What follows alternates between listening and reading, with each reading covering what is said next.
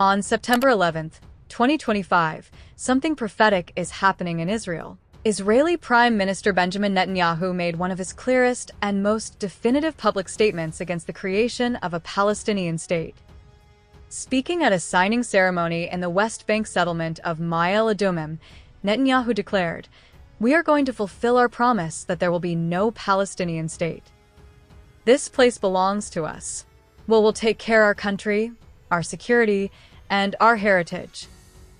מדינה פלסטינית, ואכן לא תקום מדינה פלסטינית.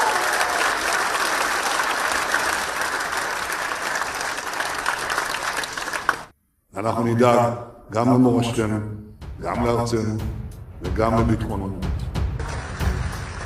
Nobody really knows what Netanyahu wants to do next, but everyone is clapping their hands. They know that historic progress has been made this year. The promise that Netanyahu had made 10 years ago is now fulfilled. Netanyahu has successfully stopped Arabs from creating a Palestinian state.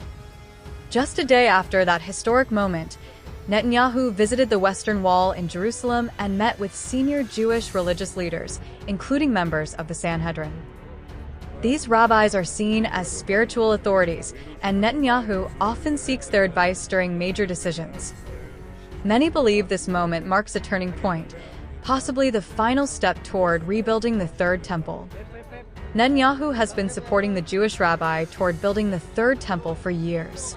In fact, I've been told that privately, and I'll bet research would show this to be true, that Netanyahu's actually privately been funding some of the push through the rabbis around this conversation of building a Third Temple. But he certainly extended a commentary there that resonates with all Orthodox Jews about the Temple Mount. Netanyahu knows the final step before rebuilding the temple is to control the entire Holy Land, leaving Palestinian with no option but to accept the Third Temple. That Jerusalem is the capital of the state of Israel. If other people want to live here, they're welcome. They could live in Jerusalem, but they have their obligations, what to do. First of all, recognize that things are going to change in the Temple Mount. We're going to have the Third Temple. Okay, things are going to change. We're going to have the Third Temple. Okay, and rebuilding the Third Temple. Now, in this moment, I'm looking and I see the Dome of the Rock, and I see the Al-Aqsa, and I know that it doesn't have to be in this spot.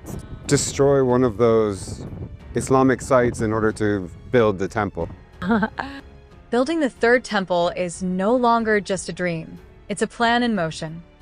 Netanyahu is often seen as a nationalist, not a religious figure, but his support for religious leaders who advocate for the temple is well documented. Members of his government, like Itamar Ben-Gvir, Bezalel Smotrich, and Moshe Feiglin, have openly called for the Third Temple to be built. Feiglin even said, "If I were prime minister, I would build the Third Temple now." These voices are not fringe, they are part of the ruling coalition. Many believe that preparations for the temple are already complete. The architectural plans, the priestly garments, even the ritual tools are ready. Some groups have already begun practicing ancient temple rituals, including animal sacrifices, in anticipation of the day construction begins. The only thing missing is the right moment. No specific date have been mentioned when they are building the Third Temple, Eveb the Temple Institute, but from their YouTube channel they always communicate how far the progress has been made. We're living in monumental days, We cannot say for sure times. when the Third Temple will be built, but I believe that all preparation are ready. They are waiting for perfect time. They can build in any minute. What we all agree, if Israel gains full control over the Temple Mount and removes Arab presence from the area, it can be in this year, next year, or in 2027. Some believe it will trigger a mass return of Jews to the Holy Land. In that scenario, the rebuilding of the temple may feel inevitable. Whether this leads to the arrival of the Messiah or the rise of the Antichrist depends on who you ask. Christians and Muslims both have prophecies tied to this moment.